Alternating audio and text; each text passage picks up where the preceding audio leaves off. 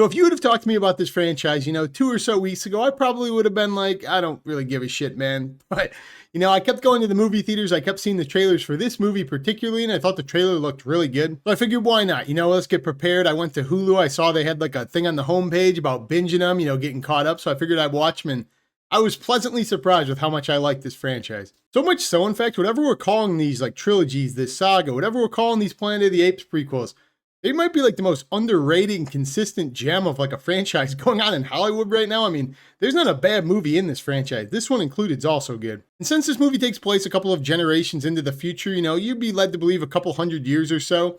You're obviously no longer following Caesar and his tribe, but kind of the aftermath of that, you're going to be following Noah and his new clan of apes. While you're following Noah and his clan around, the establishment, the normal monkey business, you have this new adversary who kind of pops up, and he has his own kingdom. His name's Proximus. He's kind of like the Thanos of this universe. Apes will learn. I will learn. What he's trying to do is he's trying to get into this old government vault that's like off of his base that he's built an establishment on, so that he can kind of have the rights to the weapons that humans used to have, like warfare tools, guns, ammunition, books, missiles, tanks, things that he would basically have complete domination over the world if he could get his hands on. Getting into it, this movie excels where the other movies in this franchise pretty much excel, and that's that the CGI in this franchise is nothing short of phenomenal how good it looks. Something that all of these movies somehow managed to do is add an insane amount of depth to all of the characters, like how individual all of the monkeys feel, like you're getting to know each of their personalities, and for being CGI monkeys, as I said, that is nothing short of phenomenal to me. And because they managed to make these all feel like individual characters, they are all memorable in their own right. So going into this franchise in general, I had no idea I was ever going to be as emotionally invested in a CGI monkey as I was. Talking to you, Caesar. The writing for the character development of this franchise in particular is becoming my new litmus test for like Hollywood in general, to the fact that it's like, somehow we've created a franchise built on nothing but CGI monkey animations.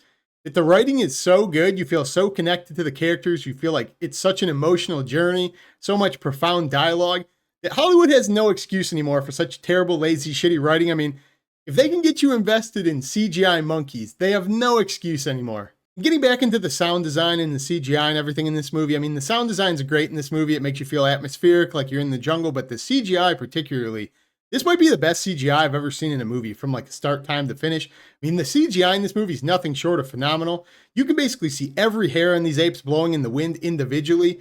I can't even imagine the amount of time and the budget that was put into making these look realistic, but it pays off because it's absolutely beautiful. And as for the acting in this movie, it feels really weird to say acting because like 99% of it's CGI facial technology for the monkeys, but somehow they've managed to capture like more raw emotion in the facial expressions in these movies than the majority of big budget movies. And as I said at the beginning of this, I'm not the target audience for this movie at all. Like talking CGI apes and stuff, it's not really in my wheelhouse for movies I like. But the fact that they can get you so heavily invested in the movie, like you kind of forget you're watching apes after a while. It's so well acted with the choreography of like the characters, the animations. And something I definitely really liked about this movie, and I liked about all of this franchise, to be honest, is like how profoundly it explores evolution, the food chain of who would be the alpha predator if they had the technology and the wits to do it.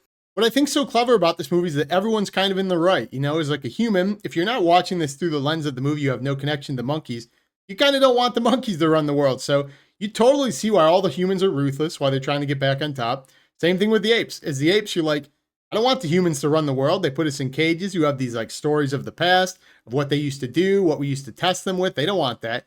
And the ones in the middle, you're kind of on board with too. The morality play of like, you just think good is good, bad is bad. And like, I don't care if you're a monkey, a human, if you're somebody good, I'm going to protect you. I'm going to fight for you. I think that's very profound. I think these movies strike a very good balance with that to keep you immersed as the audience. I don't know. I pleasantly enjoy it. And getting back to the intro, where this movie kind of suffers a bit for me, as I stated, as the progression of the story, is that it doesn't have Caesar. And individually for like a movie, I don't mind it on its own, how this franchise is progressing, how it's required that we're in the future now. But whenever you lose such like a charismatic, likable character like that, I feel like it just naturally has to have a little bit of a steep drop off. And I think this movie suffers a little bit from that. Again, no fault of this movie on its own, because that was like a complete trilogy with like a character arc and everything. More of a testament to like how good the beginning 3 movies in this trilogy are and how fleshed out that character is, because you definitely miss him a little bit here. I mean, Noah's a good character, but he's not Caesar. And one of the biggest sells to me when I was watching the trailer all those times in the movie theaters, that made me want to get caught up in the prequels and stuff and get up to this to see this movie, was the main villain they teased, Proximus. I thought he was really cool for the time you see him. I wish they would have fleshed him out a little bit more, would have got a little bit more screen time. Also kind of wish they would have put a little bit more time into Noah's backstory and his clan, you know, the people individually to build the character of him and his friends a little bit. They do go on with a little bit of, you know, like talk of the past through some of the characters you go on to meet.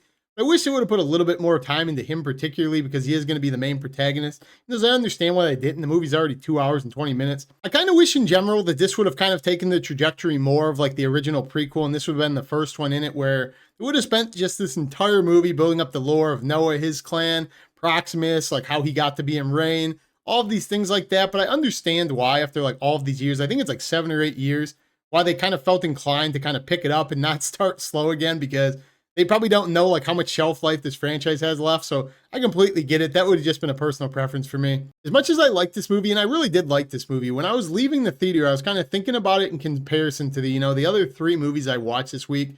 I was kind of thinking like, if this was the first movie in this series, you know, going into it with not much ambition for it, I'm not sure this movie particularly would have hooked me enough to kind of get me on board for another 4 hours of the franchise. There's nothing against this. Again, I really like this movie. It's more of a testament to how good the other 3 are. But this might be my least favorite in the franchise. So overall, I think the CGI acting and the visuals in this movie are great, as well as the sound design. I think it has a memorable villain. I think the story is completely engaging. I was into it the whole time. It's pretty profound, just like the other movies.